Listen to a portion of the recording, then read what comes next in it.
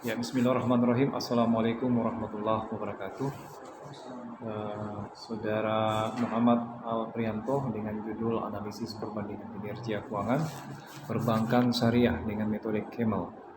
Studi pada Bank Muamalat Indonesia BMI, Bank Mega Syariah BSM, BMS, dan Bank Syariah Mandiri BSM tahun 2015-2020. Ya, ada sedikit tambahan ya, bukan merubah ya, tapi menambah. Camel itu kalau bisa dipanjangkan ya. Camel setelah itu dalam kurung apa ya, C-nya itu apa, A-nya itu apa, M-nya itu apa, L-nya itu apa, dan L-nya itu apa, seperti itu ya, supaya lebih bagus lagi. Nah, jangan sampai ini dianggap merek celana yang mahal ya, Camel. Unta. Ya, seperti itu ya. Padahal ini kan bahasa-bahasa rasio keuangan. Ya. Kemudian yang berikutnya juga di abstrak ya. Oke. Saya mau tanya kepada Pak Prianto, apakah sudah termuat di sini kesimpulannya? Sudah termuat ya. Ya. Bahwa ada yang lebih baik ya, ada yang kurang baik. Ya, pada dasarnya Anda tidak menyebutkan kurang baik ya, hanya lebih baik aja. Ya.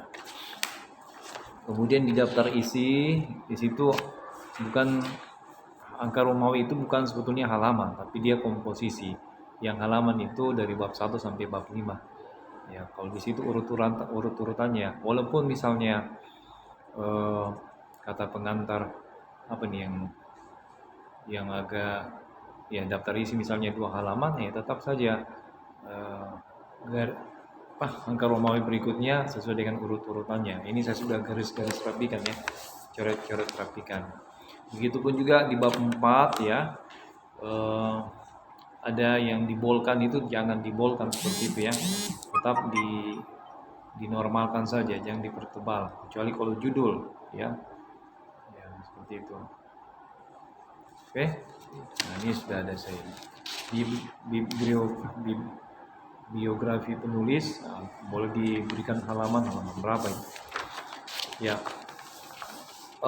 Kemudian ya, bab 1 pendahuluan latar belakang. Nah, seperti yang pernah saya utarakan ya, kalau bisa ada unsur-unsur isunya, ada unsur-unsur gejala, fenomena, masalah, ketertarikan meneliti, dan akhirnya lahirlah judul penelitian. Tapi saya lihat ini sudah ada beberapa ya, tetapi masih perlu di-clearkan aja ya beberapa bagian, misalnya isu, gejala, fenomena ya, kemudian masuk pada masalah ya.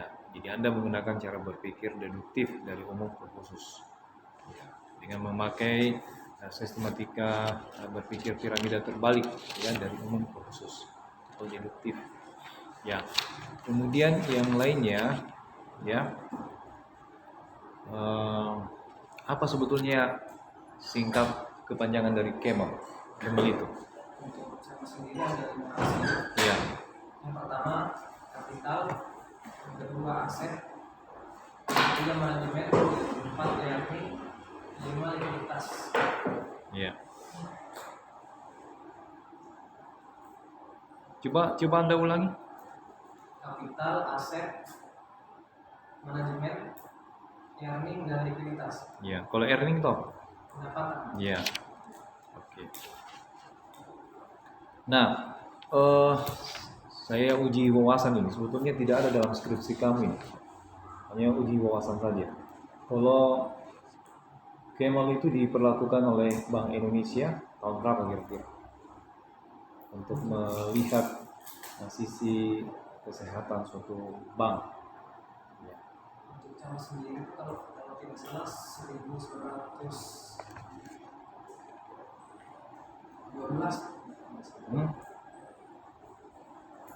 Jadi peraturan BI nomor 6 bulan 10 PBI tahun 2013 ya.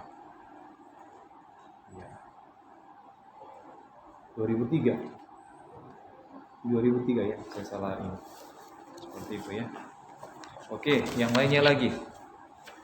Saya mau bertanya, tidak mengurangi dari apa yang telah kritisi oleh pemuji-pemuji munakasa lainnya. Ya. Di konstruk teori kamu ya, kalau penelitian relevan oke, sudah ada, sudah mencukupi ya.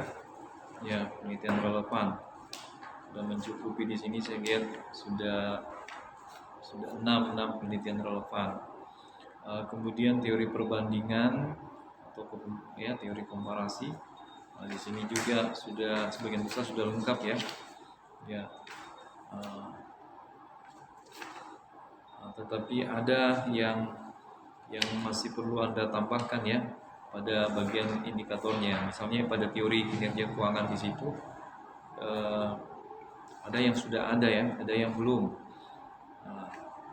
Ada yang belum ada.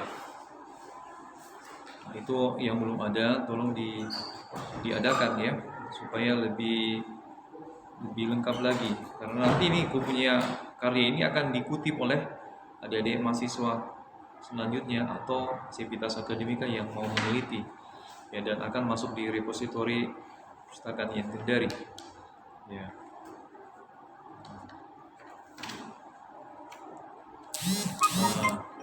Kemudian saya tanya kepada Saudara Alprianto, apakah Anda sudah mempunyai grand theory dalam penelitian ini? Iya. Teorinya siapa yang Anda angkat? Untuk teori sudah ada, Pak. Hah? Teori. Iya, sudah ada. Untuk teori saya belum, ini untuk teorinya belum ada yang saya pakai. Belum ada yang seharusnya ada yang Anda pakai ya. Anda pilih satu sebagai big theory atau basic theory ya dalam penelitian Anda, dan itu akan tergambar nanti di bab pembahasan, bab hasil dan pembahasan ya.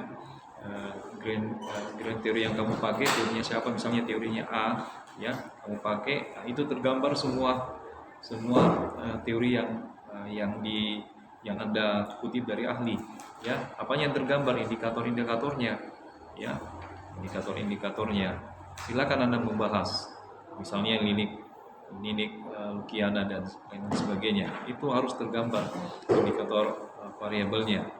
Karena Anda kan membahas tentang rasio keuangan ya, seperti itu ya. Nah, oke. Nah, saya lihat di sini pada teori Kemal ya, itu diperkenalkan oleh siapa saja, kemudian lengkap dengan indikator-indikatornya ya. Tidak apa-apa kalau misalnya Anda mengulang, tapi mengulang dengan nama yang berbeda, nama ahli yang berbeda ya, walaupun misalnya indikatornya rata-rata sama yaitu Kemal ya, tetapi Anda harus tetap mengutip ya, menyertakan indikator variabelnya, termasuk juga dengan kriteria penilaiannya ya, supaya apa? Supaya terdapat kejelasan atau clear ya ketika Anda nanti memasukkan data-data dan nanti ada rentang penilaiannya, misalnya lebih dari 8% itu sehat ya, 7,9 sampai 8% itu cukup sehat, 6,5 lebih kecil dari 6,5 ya itu kurang sehat atau tidak sehat ya, dan seterusnya, seperti itu yang Bapak maksud ya. Kemudian disertai dengan rumus-rumusnya ya. Nah, pada dasarnya saya lihat sudah ada beberapa ya.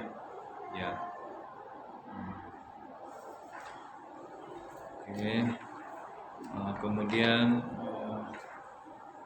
pengertian Kemal di sini juga sudah ada di teori kamu. Nah, pada bagian halaman 43, coba buka halaman 43 ya.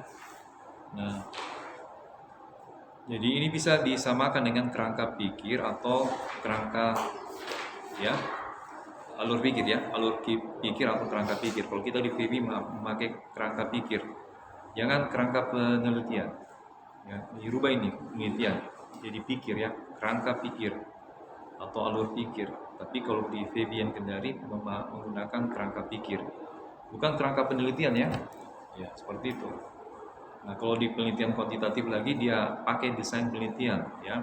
Tapi itu di bab 3 atau bab metodologi atau metode penelitian. Kalau kerangka pikir biasanya di penghujung bab 2 setelah hipotesis ada kerangka pikir, tapi Anda kan tidak menggunakan hipotesis karena penelitian kualitatif ya. Kemudian di kerangka pikir kamu ini saya perlu clearkan lagi objek penelitian kamu di 3 bank syariah Indonesia ya, yaitu BMI, BMS dan BSM. Itu harus dinyatakan di sini ya. Yang Anda mengatakan 3 bank syariah di Indonesia itu tidak jelas namanya itu. Ya, coba lihat itu kerangka pikir kamu. Walaupun di atasnya sudah ada, tapi di bawahnya juga di-clearkan ya. Ya, kemudian temuan penelitian itu boleh dikatakan, boleh Anda buat kalimat pendek, singkat, jelas, padat. Ya, apa temuan penelitianmu? Bisa dibentuk titik-titik ya. Apa pertama, kedua, tapi singkat, padat, jelas karena ini kan bahasa kerangka pikir ya, bahasa kotak-kotak dalam kerangka pikir, tidak perlu terlalu panjang. Kemudian kesimpulan tidak perlu dijabarkan, saran, kemudian rekomendasi penelitian. Ya. Oke.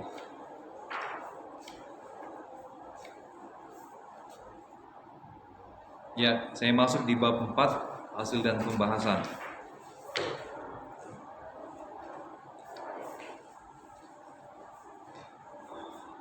Nah, coba Saudara Alprianto, dari mana Anda mendapatkan visi misi setiap bank ini?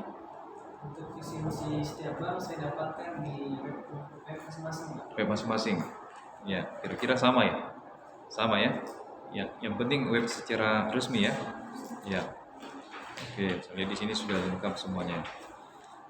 Kemudian saya mulai masuk pada hitungan-hitungan angka ya. Ya. Di halaman 60 saya tidak gubris karena sudah ditanyakan oleh penguji yang lainnya ya. Saya loncat di halaman 63. Ya. Coba artikan dulu apa itu sebetulnya CARE. Pemahaman Anda, CARE apa? Kalau untuk CARE itu Pak, permodalan atau modal. Tunggu dulu, apa kebanyakannya CARE? Kapital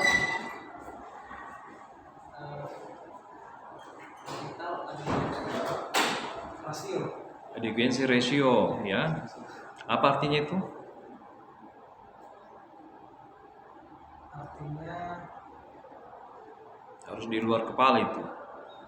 Artinya Anda sudah hafal. Ya? Iya. Ya, masih kurang lengkap ya.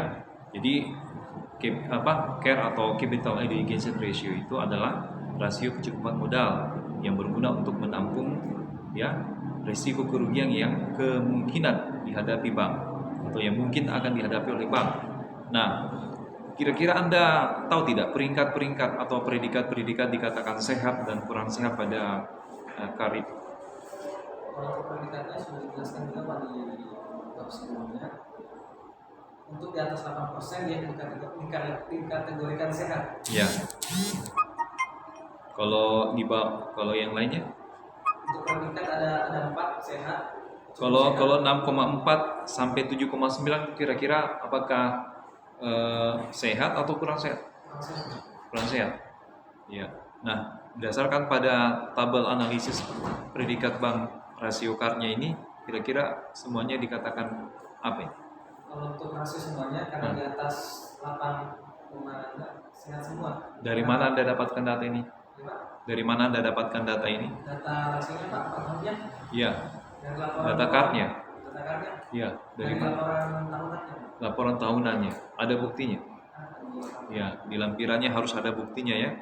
Ya, kalau tidak ada buktinya itu namanya mengada-gada. Walaupun Anda mendapatkan bukti yang otentik, tetapi kalau tidak disertakan di lampirannya itu namanya mengada-gada. Ya. Karena ini kan dipertanggungjawabkan ya. Nah, Nah, itu yang ingin saya apa? Yang ingin saya perjelas. Kemudian kita lompat lagi, ya, di tabel berikutnya, analisis predikat bank rasio KAP. Apa menurut Anda itu KAP? KAP. KAP sendiri kualitas aktiva produktif, Pak. Kualitas aktiva produktif. Ya, dikatakan sehat itu di atas berapa? Kalau untuk dikatakan sehatnya, sama juga ada predikatnya itu di bawah. Kalau untuk sehatnya di bawah 10,33. Di bawah 10,33. Kalau dia desimalkan berapa itu? 0 berapa persen? 0,10.